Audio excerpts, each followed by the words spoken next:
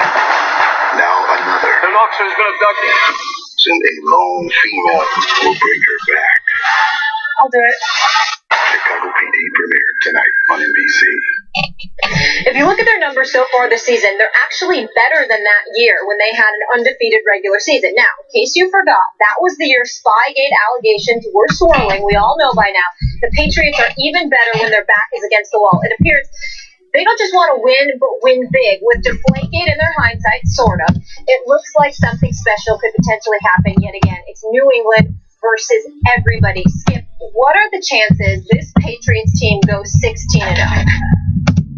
Molly, Stephen A., I don't want to jinx my Patriots by saying they're going to go 16-0. I'm just going to say it's extremely likely. It's extremely probable they will go 16-0 because the great Tom Brady is on an 07-like mission to show the NFL what he thinks of Deflategate. Deflate this.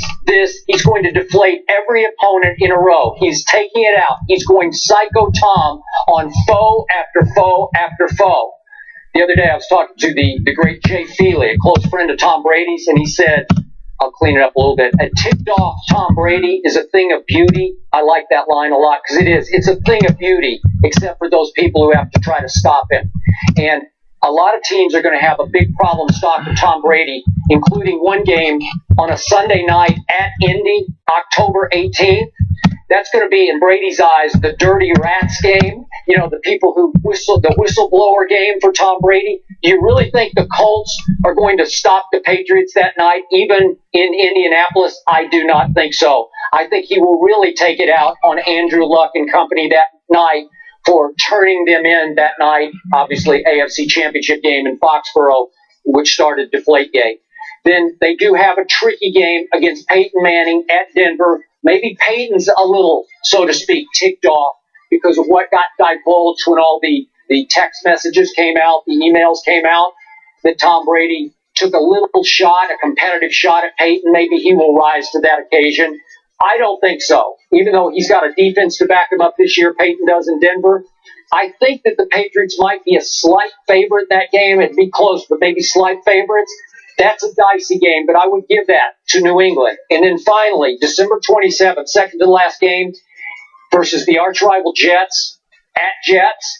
That'll be a tough one. It could come down to that. They could be 14-0 at that point. Would you give that to Todd Bowles and Darrelle Revis? I don't know. Not after what we saw obviously last Sunday, but I think that'll be a dicey game. So I'm going to say at Denver, at Jets, two possibly losable games, but not likely. So can I envision 16-0 with Tom Brady at the helm, driving this bus? You better believe I can.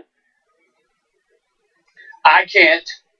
I think that the New England Patriots will definitely lose one, likely go 14-2, possibly go 13-3.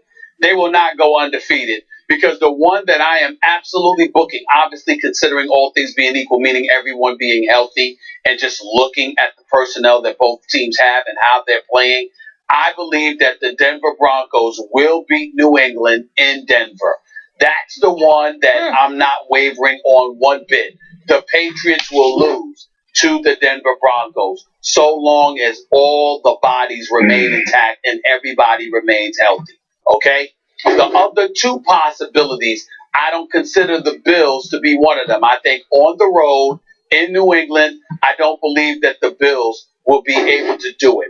I think that the Jets have a shot. They'll get annihilated at MetLife in New England. But I think at MetLife Stadium on December 27th, I believe the Jets have a chance at winning that game. Yep. And I do believe that the other game that I'm going to look at is I think the Giants have a chance of beating the Patriots on November 15th. I'm surprised you didn't bring that up right away. That's the one I circled for you. I thought you'd go right to that game.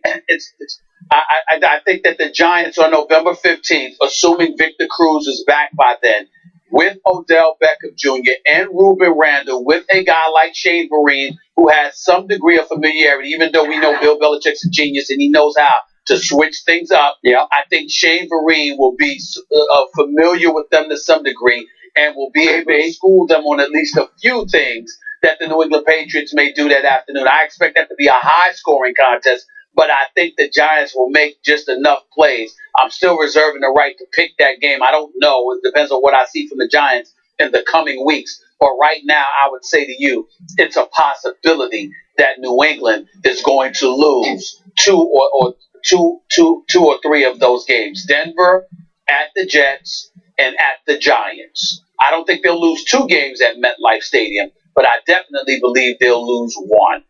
You know, now that you remind me, it's 14-2. It is possible that Eli Manning would just close his eyes in the last few seconds and just throw it as far as he could, and it would stick in somebody's face mask, and it would change the game. Maybe that would set up the winning field goal. So that's possible. You're the one his name, Eli Luck? You're the one. Change his last name to No, Luck. they shouldn't. No? How many rings does he have? You're the one. Oh, yeah. 2 lucky rings. How many do He's got 2. Yeah, Tony? Oh, Yeah. I can't remember that. Yeah. You're the one that sits up there and laments Super Bowl championships based on luck. We don't care. We'll take it any way that we can that's the get only it. way you're going to get it. You are Tom with your Brady. teams as well. Yeah. Damn right. Yeah. He ain't winning Super Bowl this year. All right. Stephen A. says the Patriots will go Now he runs to 14-2. Seattle. Skip says highly likely they'll go 16-0, and I will keep mine to myself so I don't jinx anybody. Thank you. So completed his 12th career fourth quarter overtime comeback Sunday, mostly due to the fact that he had time to throw. Now stay with me here. Luck was pressured on 13 of his 22 dropbacks in the first 3 quarters, including his second interception, but was pressured on just 2 of his 14 fourth quarter dropbacks. So Luck now has 30 turnovers since the start of the 2014 season, the most in the NFL during that span. Stephen A., are you still as high on Luck? In all fairness and in all honesty, Skip, no, I am not. I still believe that he's a fantastic young quarterback who's got a tremendous amount of promise. And I love his guts. In the fourth quarter alone, what are the numbers here? 11 for 13, 144 yards, 2 touchdowns inside of 59 seconds, thanks to Dwight Lowry's second interception of the game. He showed up when it counted most, and he deserves a lot of credit for that. But these turnovers that he continues to make put Indianapolis in a hole. Now, I've been on the record saying on many, many occasions, they need to help him out. They need to protect him better. They need to get guys out of his face. They need to put him in a position where he can stand back there and throw the football like other quarterbacks have the luxury of doing. And by and large, a lot of the mistakes that he's made, being sacked 100 times in his first 3 years in the NFL, although it dissipated over the last 2 years, is still entirely too many. The amount of hits, he's gotten hit more than any quarterback in the NFL. We get all of that. But knowing this, he still runs out of the pocket, and it ain't just interceptions. He's fumbling the ball when he gets hit. He's scrambling, and he's not protecting the ball the way that he should. And it seemed over the course of a couple of games this season to have become more of a mental issue as anything else. Sort of praying, Skip, that you don't make those mistakes rather than just playing. The first 3 years that he played in the NFL, I just saw a guy trying to overcompensate and make things happen, leading his team to 3 consecutive 11-5 seasons and advancements in the postseason each year.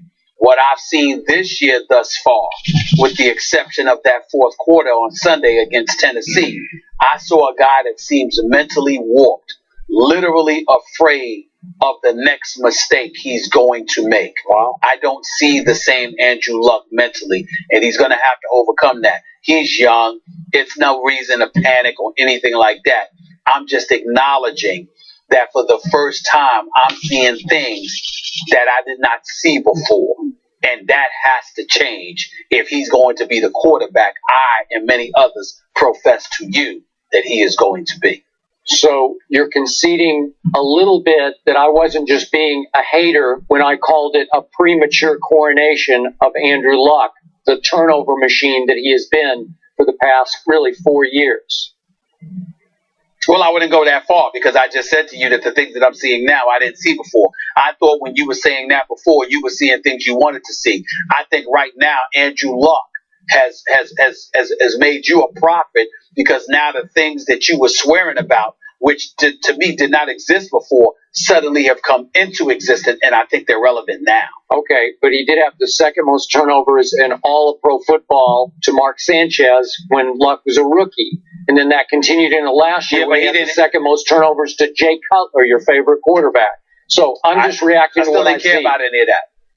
Okay. I didn't care about that. I care about it now because he's got Moncrief with T.Y. Hilton, with Fleener and those boys, and he's got Frank Gore. He didn't have that before. There's no excuse for him doing it now. He was overcompensating in the past. Now he's just messing up. Okay, but he has been held upright a little bit by the fact that he's played in the AFC South, and he's 17-2 against the AFC South. So that's been his buoy so far in pro football, right? Yep.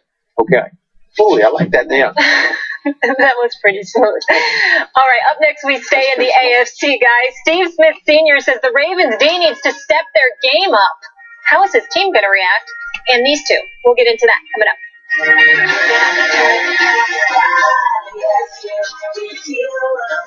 up.